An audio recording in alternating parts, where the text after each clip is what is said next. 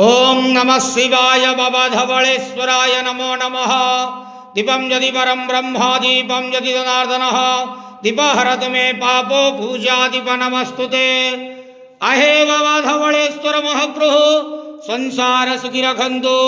आज शुभ शुक्रवार रे समस्त श्रद्धालु भक्त मानू आश्रीपद करंतु, मनस्कामना पूर्ण करंतु, कर्म क्षेत्रोन्नति करंतु, ग्रहरिष्टमान खंडन करंतु, जगतर मंगल करंतु, विश्वर कल्याण करंतु, आपणकर नाम प्रकाश करंतु, सेवकर डाक श्रवण करंतु। महाप्रभु धवलेश्वराय नमो नमः।